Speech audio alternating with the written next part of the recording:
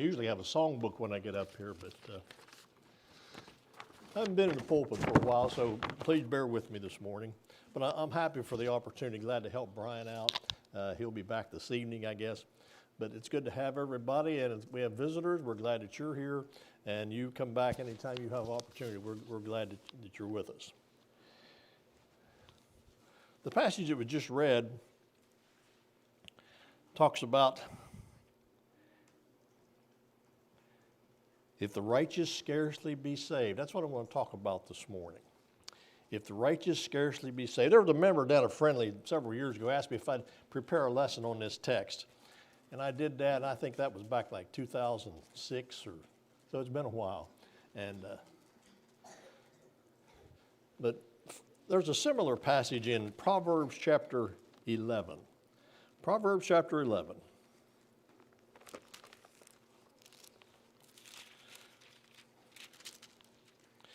Verse 31 says, "Behold, the righteous shall be recompensed in the earth, much more the wicked and the sinner."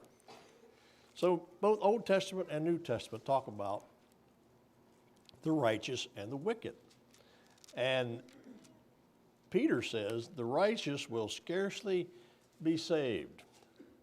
That word scarcely means with difficulty, with much work. And I think we all recognize the fact that the Christian life is not always easy. There are times that are hard. There are times that are difficult. But in both texts, we see the majority will not be saved. And some religious folks teach that everybody's going to heaven. Well, that's not true. That's not right. So what I want to do this morning is go back in the Old Testament and look at a couple examples back there of the righteous and the wicked. And we'll see how those people did. Let's go back to Genesis chapter 6. Genesis chapter 6. I want to talk about Noah for a while. And beginning in verse 1, I want to do quite a bit of reading this morning because I think the scriptures do a much better job of explaining things than I can, than any of us can. But verse 1 says, "And it came to pass when men began to multiply on the face of the earth, and daughters were born unto them, that the sons of God saw their daughters of men, that they were fair. And they took them wives of all which they chose. And the Lord said, My spirit shall not always strive with man, but that he also is flesh. Yet his days shall be 120 years. There were giants in the earth in those days, and also after that, when the sons of God came in unto the daughters of men, and they bare children to them. The same became mighty men which were of old, men of renown." Now, verse 5 says, "And God saw that the wickedness of man was great in the earth, and that every imagination of the thoughts of his heart was only evil continually. And it repented the Lord that he had made man on the earth, and it grieved him at his heart. And the Lord said, I will destroy man, whom I have created from the face of the earth, both man and beast, and the creeping thing, and the fowls of the air. It repenteth me that I have made them." So here's the conditions before the flood. The earth had become a very wicked place. Verse 5 says there, God saw that the wickedness of man was great in the earth, and that every imagination of the thoughts of his heart was only evil continually. Man only thought about evil, about doing things that weren't right. And sometimes as we live in our world today, sometimes we wonder if our world today is not similar to that.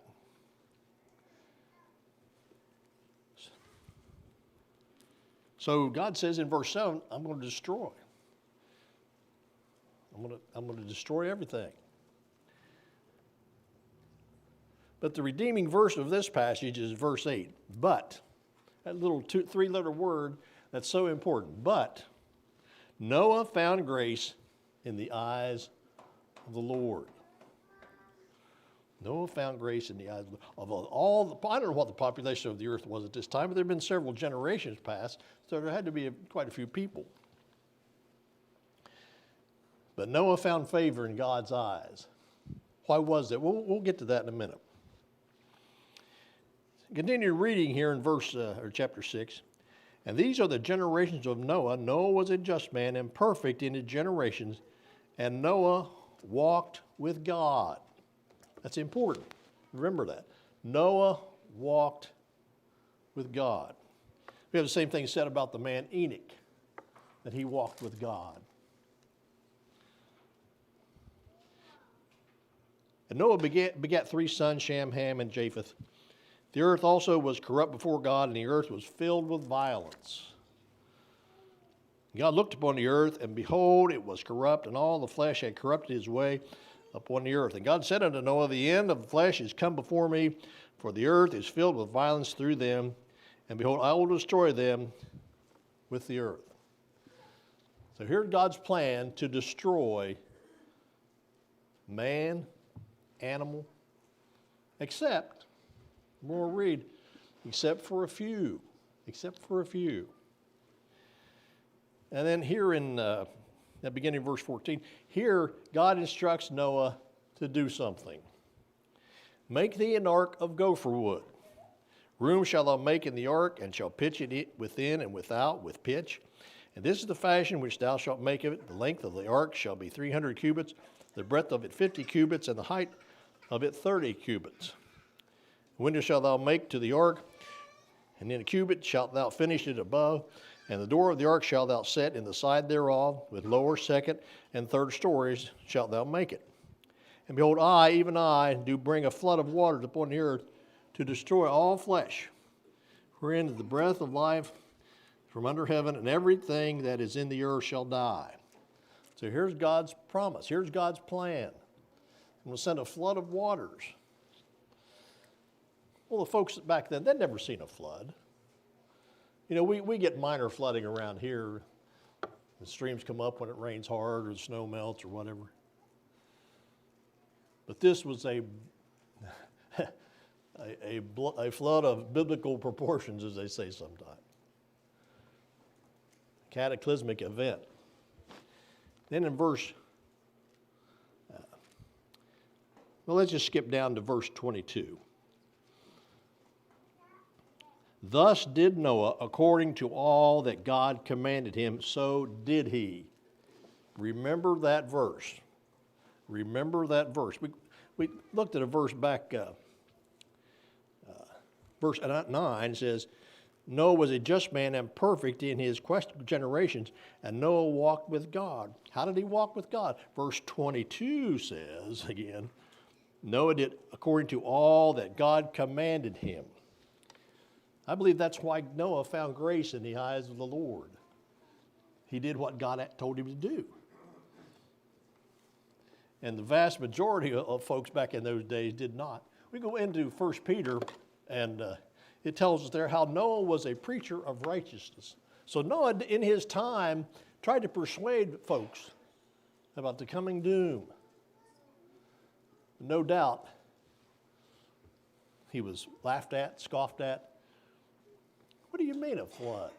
What's a flood? But they would learn. And Noah spent a long time building the ark. The ark was a huge boat, long as a football field, maybe a little longer. Back in those days, no skill saws, no power tools, everything done by hand. What a task. What a task. But Noah did it. Now, how he accomplished all that, I'm not sure. But he did it. Now comes time for the flood. Verse 7 of chapter 7 says, And Noah went into the ark, and his sons and his wife and his sons' wives with him into the ark because of the waters of the flood.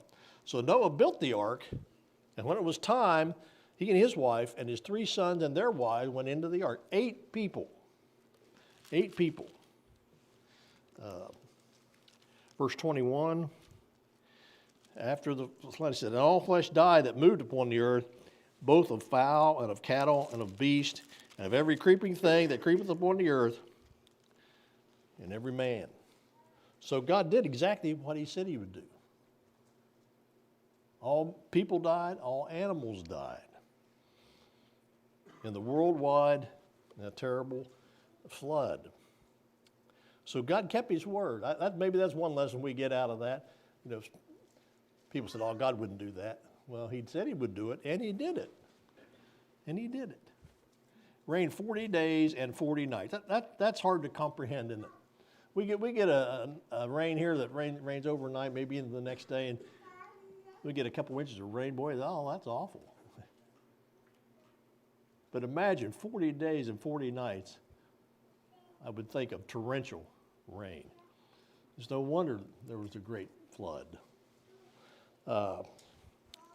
In chapter 8, let's look at verse 18. This was after the flood. Verse 18 said, Noah went forth, and his sons and his wife and his sons' wives, every beast, every creeping thing, and every fowl, and whatsoever creepeth upon the earth after their kind, went forth out of the ark. We recall that Noah was to take 2 of each animal, each type of animal, into the ark with him. And after the flood was over and the ark came to rest, Noah and his family left the ark, and so did the animals, to replenish the earth as it had been, everything had died from the ark. Okay, that's just a brief run-through of what happened back in that day. Let's go into the New Testament a minute and read about this. Let's go to 1 Peter 3. 1 Peter 3 and verse 20. Here Peter talks about that time. He said, which sometime were disobedient, when once the long-suffering of God waited in the days of Noah. Well, the ark was a preparing wherein few, that is, 8 souls, were saved by water. So it says few were saved. Few, that's kind of a relative term. We don't assign a specific number to the word few. Here in Noah's day, it was 8. Sometimes we might mean 4. Sometimes we might mean 6 or 7. It doesn't matter. But few is a relative term. Now, Peter said, few were saved in the ark. What our text say? For if the righteous scarcely be saved. Here's an example back with Noah. Just a few folks saved there in the ark. And compared to the total population of the earth at that time, very few. Very few. Now let's look at another man back in the Old Testament. Let's look at Abraham. Let's go to Genesis 18. Genesis 18.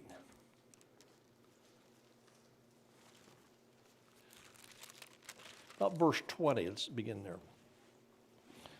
Talk about Abraham and his nephew Lot. And the Lord said, because the cry of Sodom and Gomorrah is great, and because their sin is very grievous. Sounds like at the time of the flood, doesn't it? Their sin is very grievous. I will go down now and see whether they have done altogether according to the cry of it, which is coming to me, and if not, I will know. So here the Lord looks down on Sodom and sees how wicked Sodom and Gomorrah happened to be at the time. And then drop down to verse 23. Let's read a little bit more. And Abraham drew near and said, wilt thou also destroy the righteous with the wicked? And in the following verses, here is where Abraham bargains with God. If such and such is so, will you do this? If such else is so, will you do that? Let's read a few verses here. Peradventure, or perhaps there be 50 righteous within the city, wilt thou also destroy and not spare spare the place for the 50 righteous that are therein? That be far from thee to do so after this matter, to slay the righteous with the wicked. that the righteous should be as the wicked, be that far from thee. Shall not the judge of all the earth do right? And the Lord said, if I find in Sodom 50 righteous within the city, then I will spare all the place for their sake. So here Abraham starts out with 50. Now notice how the number dwindles as we go down through this passage. And Abraham answered and said, Behold, now I have taken upon me to speak unto the Lord, which am but dust and ashes. Peradventure there shall lack 5 of 50 righteous, without destroy all the city for lack of 5. He said, if I find there 40 and 5, I will not destroy it. Now we're down to 45. And he spake unto him again and said, Peradventure there shall be 40 found there. And he said, I will not destroy it for 40's sake. Down to 40. And he said, Oh, let not the Lord be angry, and I will speak. Peradventure there shall be 30 found there. And he said, I will not do it if I find 30 there. Number keeps going down. And he said, Behold, now I have taken upon me to speak unto the Lord. Peradventure there shall be 20 found there. And he said, I will not destroy it for 20's sake. And he said, let not the Lord be angry, and I will speak unto you but this once. Peradventure 10 shall be found there. He said, I will not destroy it for 10's sake. Now we're down to 10. And the Lord went his way, and as soon as he left communing with Abraham, and Abraham returned unto his place. I kind of get the idea that Abraham knew how bad, how wicked Sodom and Gomorrah were. He started out with 50, and I just get the idea that Abraham's thinking in the back of his head, boy, I don't know, I can find 50 or 40 or 30. Now we're down to 10. Now we're down to 10. Okay, let's move over into chapter 19. And verse 17. And it came to pass when they had brought them forth, that he said, Escape for thy life, look not behind thee, neither stay thou in all the plain, escape to the mountains, lest thou be consumed. Here the Lord tells them what to do. And Lot said unto them, Oh, not so, my Lord. Behold, now thy servant hath found grace in thy sight, and thou hast magnified thy mercy, which thou hast showed unto me in saving my life. And I cannot escape to the mountain, lest some evil take me, and I die. Behold, now the city is near to flee unto, and it is a little one. Oh, let me escape thither. Is it not a little one? And my soul shall live. And he said unto him, See, I have accepted thee concerning this thing also, that I will not overthrow this city for the which thou hast spoken. Haste thee, escape thither, for I cannot do anything till thou be come thither. Therefore the name of the city was called Zoar. The sun was risen upon the earth when Lot entered into Zoar. Now as we start in verse 24, we're going to see something that was similar to the flood. Not the same thing, but something that was similar. And the Lord rained upon Sodom and upon Gomorrah brimstone and fire from the Lord out of heaven. And he overthrew the cities, and all the plain, and all the inhabitants of the cities that which grew upon the ground. But his wife looked back and behind him, and she became a pillar of salt. This is one thing we all remember from Sodom and Gomorrah about Lot's wife looking back. She'd been told, don't do that. But how many times have we been told not to do something when we do it? Don't touch that hot stove. Was it really hot? Yeah, it's hot. So Lot's wife looked back and became a pillar of salt. Now it's Lot and his 2 daughters, the only ones escaping out of Sodom and Gomorrah. Sounds like Noah and his family escaping the flood, doesn't it? Again, few.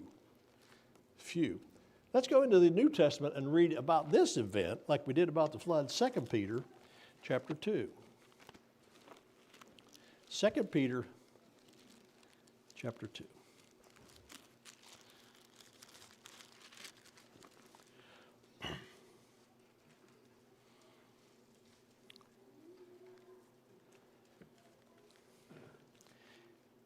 Let's start in verse 5. Read a little bit about Noah, then we'll get back to Sodom and Gomorrah.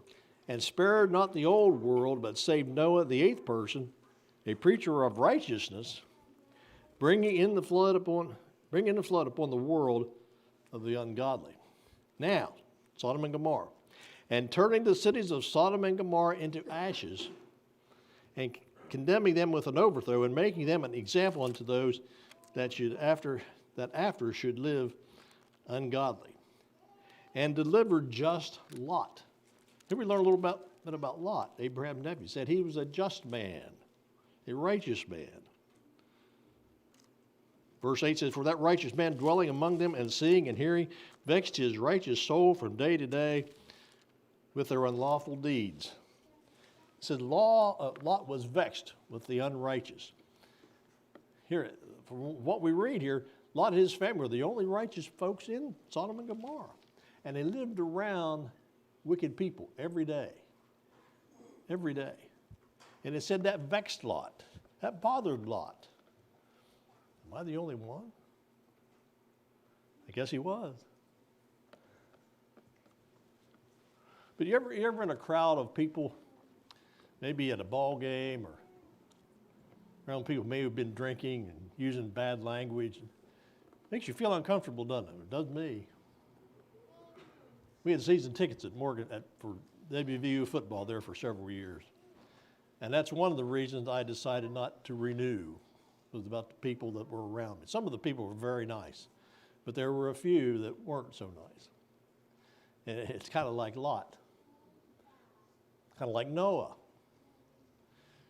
The righteous scarcely being saved. Now, so we've looked at these two men in the Old Testament. Let's go into the New Testament again and look at stuff. Let's go to Matthew chapter 7.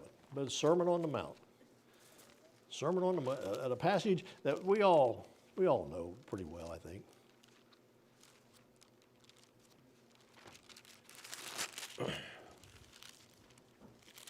Matthew 7, verses 13 and 14. Enter ye in at the strait gate, for wide is the gate, and broad is the way that leadeth to destruction, and many there be which go in thereat. Because strait is the gate, and narrow is the way which leadeth unto life, and few there be that find it. The strait gate and the wide gate. When I read this passage, in light of what we've read back in Genesis about Noah and Abraham, it kind of describes their situation as well as ours.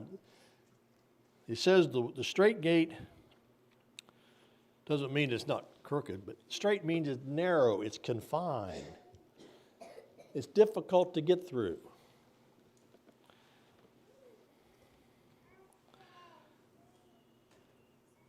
Straight is the gate, narrow is the way. Difficult. Like back to our text that we started with. Scarce. Number, yes, but the word scarcely means difficult. Difficult to get through. And many there be, straight is the gate, and narrow is the way which leadeth unto life, and few there be that find it. You look at the straight gate back with Noah and Abraham. I guess we could say few there be that found that. Few there be that found that. With Noah, 8 people. With Lot and his 2 daughters. Yeah. Scarcely, difficult. So what can we conclude from what we've read here so far this morning? Many will be lost, few will be saved. Now, which group do we want to? I think it's obvious we want to be in the group with few, but being saved. Being saved. So this Matthew 7, 13 and 14, I think we can see parallels in Noah and Lot. Okay, what time is it? I don't preach as long as Brian, so we may have to adjust our class schedule a little bit. But I've got a few more things to say.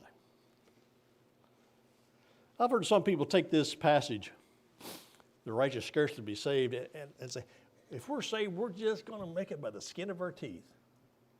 Is that right? Is that true? Let's look at a few things Peter said. 1 Peter. 1 Peter chapter 1.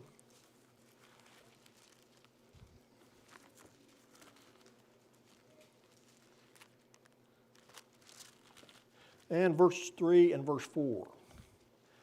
Blessed be the God and Father of our Lord Jesus Christ, which according to his abundant mercy has begotten us into a lively hope by the resurrection of Jesus Christ from the dead, to an inheritance incorruptible and undefiled, that fadeth not away, reserved in heaven for you. Verse 2 talks about our inheritance. Talk about heaven. Incorruptible. It won't be like Noah's day. It won't be like Abraham and Lot's day in Sodom and Gomorrah. But it goes on to say, undefiled, that fadeth not away. We know what it's like for flowers to fade away in the fall. As winter approaches, flowers begin to die and they lose their color and so on. But right now, things are starting to come back. Everything's starting to green up. A little bit of rain, a little bit of warm weather, and things start to get green again. But heaven here, Peter uses these descriptive words: incorruptible, undefiled, perfect. Perfect. Peter also said, let's go over to 2 Peter chapter 1 and look at verses 10 and 11. Wherefore, the brethren, give diligence to make your calling and election sure, for if you do these things, you shall never fall. I'm talking about what we sometimes call the Christian graces or the Christian virtues. Now, verse 11. For so an entrance shall be ministered unto you abundantly to the everlasting kingdom of our Lord and Savior Jesus Christ. Here it says our entrance into heaven will be abundant. Not by the skin of our teeth, but a place that's perfect.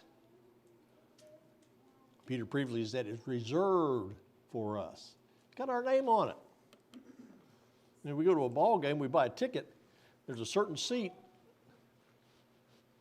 that has our section and our row and our seat number on it. That's ours.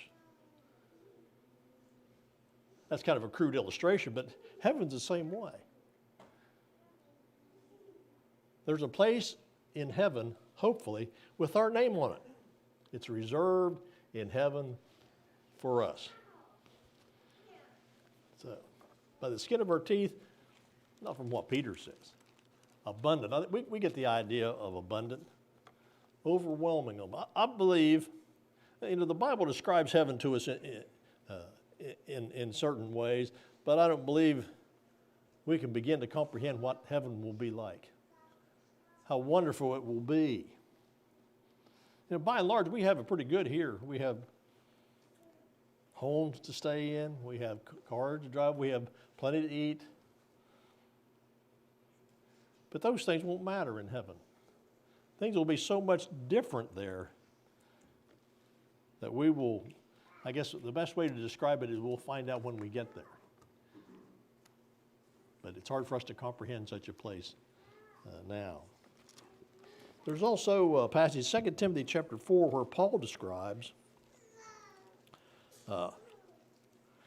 his future. 2 Timothy 4. And verse 18. And the Lord shall deliver me from every evil work. I'll bet Noah and Lot would like to have read that. And will preserve me unto his heavenly kingdom, to whom be glory forever and ever. Amen. Paul is assured here, the Lord's going to deliver me.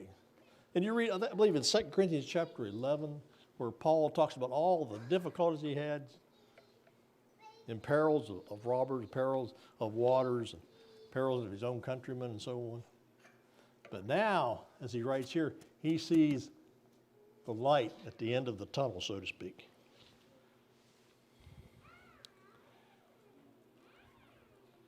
Preserve me unto his heavenly kingdom. Okay, I'm just about finished.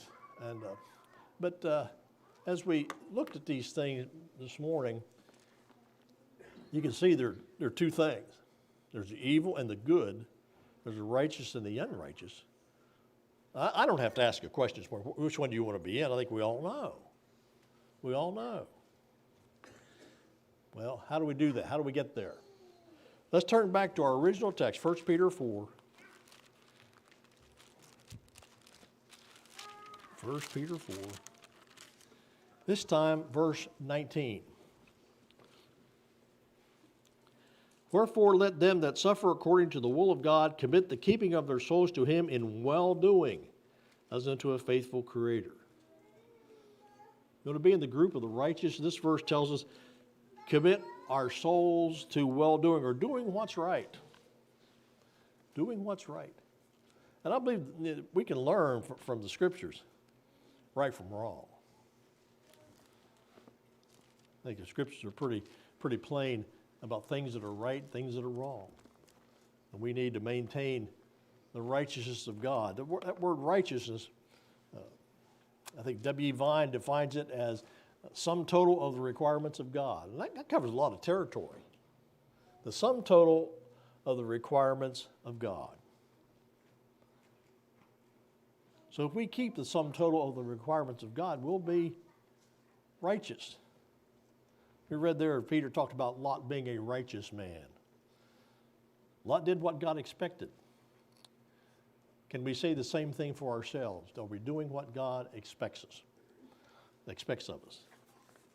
And I believe it's humanly possible, or God wouldn't put it upon us to do these things. Maybe somebody in our audience this morning who is subject to the call of the gospel in some way. You may need to be baptized for the remission of sins. You may need to come back after wandering away into sin. Whatever your case may be, we hope that you'll come while we stand and while we sing.